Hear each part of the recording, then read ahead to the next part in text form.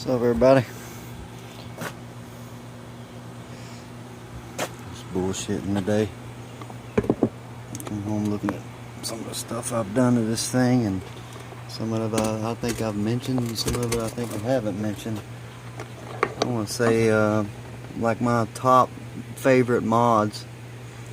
And you know, I used to say on my videos, don't let the forums get you down, because there's a lot of shit talking goes on them, but there's some good things on there.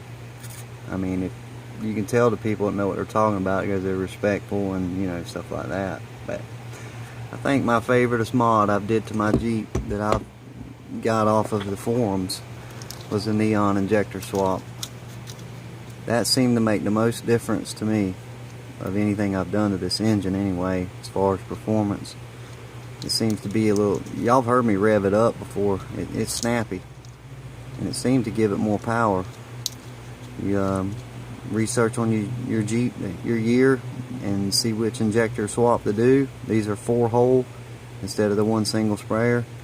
They do seem to work better. Now I had to cut my fuel rail mounts and stuff and do this. I've already showed all this in other videos, but I don't never make it a point to, you know, directly do a video for one thing. I always run all over the place. I don't know why I do it, guys, but I do. But this mod here is definitely a good deal. Used to this thing is spin over, you know, even normally 3 or 4 times, 2 turns, it started, and it seems to have more power to me with these. And also this mod here I did here a while back, moving the air intake temperature sensor from the intake, you know, up to this area, which is where they are on most of your new cars, because of the it's more accurate, you know. Down, I put my scan tool on it when it was down there on the intake, and the air intake temperature was close to what the engine coolant temperature was, and you know, that's not accurate. That sensor gets heat soaked down there on the intake, and it doesn't read properly. Well, I did this it's probably been about 3 or 4 weeks ago, before the 4th of July ride. I hadn't had any engine code lights or anything from doing this. You know, I didn't really see a difference in as far as the power and stuff. I mean, it should give it a better, denser reading on the fuel, on the air coming into it, and it should work better with it right here. But I didn't really see any change in it. But you know, all the new cars are mass air, and they have that sensor built into the mass air sensor. So there's a reason they did that, because it's a bit more accurate reading than when Jeep put it down there on that intake. So this is another mod that I think would be a good one, and it's free. This is free. Screw it out of there, plug the hole off in the intake manifold, take you a very bit, make you a hole carefully in here to where you can thread this sensor in there with some sealant on it or something, you know, because especially if you get in deep water like I do, you want to have that sealed up. I'm going to show y'all this too. You see the little zip ties? That's the way you make your, let me get where I can see it. You see how I did the zip tie? One little zip tie there, one little zip tie there, and I got one on the back side to hold that plug because the snap broke on me. If you ever get these things with snap broke on them, you can do it like this on most any sensor. That way you know it ain't going to come out on you in the woods beating around. Anyways, I just thought I would make a little video and tell y'all what's worked best for me so far. Those neon injectors definitely worked out good. This has definitely worked out good, and that clutch fan has definitely worked out good. That mod right there, that clutch fan, I'd do that, man, if you live in hot climates, because it definitely makes it move more air. And as far as the tranny cooler goes, I put the tranny cooler on it here a while back. I didn't make a video on it because it was raining, but that really didn't seem to drop the temperature to tranny much. It's only, how much could it drop it? If I was pulling a trailer or something, it might help, but I didn't. This one had a factory cooler on it. For the factory, it was just 2 rows instead of, you know, this has got 3 rows, so didn't really see much of a difference in temperature in the transmission with that. You know, but the old lady's, her transmission don't get hot, right? and I didn't put, you know, as far as you can feel it coming up out the floor. And I was going to do mine like hers is, but I was scared to because I run the hell out of mine. But her tranny cooler is the same as mine, but it don't run through the radiator. Somebody rerouted it and put it just straight through that cooler, and I was kind of afraid to do that, but she's been driving the hell out of that thing for over a year now and didn't burn the tranny up, so evidently you can do it that way.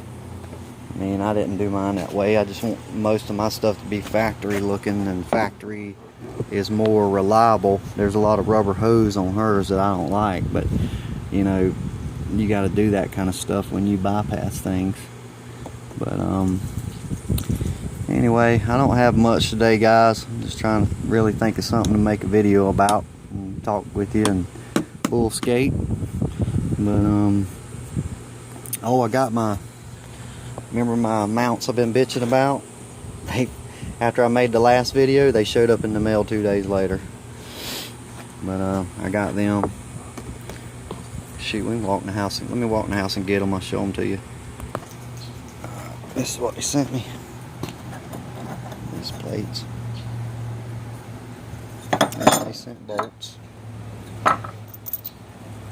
You know, when it comes to down and dirty, I don't think it's the guys that work in the shop and build things and stuff like that. They actually got good shit when it can look at the welds and stuff, but it's mainly the people packaging and stuff and stuff like that, man. It's just, that's the crazy part of it. But these go right there. Like that. Ties them 4 bolts together, and that's all it is. I won't bore y'all with putting that on. It ain't gonna be no big deal to take them bolts out and paint this and bolt it right there. And tie them two to them two. Should help a little. That's what I was gonna do. I've been having some questions about different things on the Jeep. I try to answer them all, guys, but some of the stuff, you know, is in the videos. I mean, I ain't telling y'all to go watch all my damn videos over again to find stuff out, but most of the questions that I answer is in a video somewhere. But then when I get to making a new video, I don't think nothing about it. I was going to show y'all something that's going on with my Raptor liner. That's what it was. It was another thing. Show y'all what this is going on. If you don't have your surface prep right, which on this deal it was at. Remember I said I wasn't going to pull that tin stuff up out of the floor? Look at that. You can see it. See it? It's separating. I don't know if I didn't shake it up good or what, but I never had that happen before. And it could be all this heat. I don't know. It was pretty hot when I sprayed it. It might have dried too fast. But other than that, it's holding up good.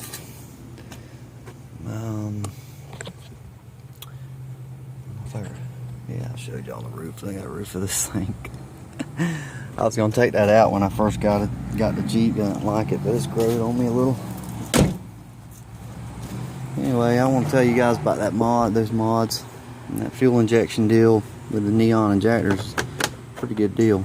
Now this engine here, it seems to be stronger than my buddy's stuff. I mean, this thing will turn the hell up.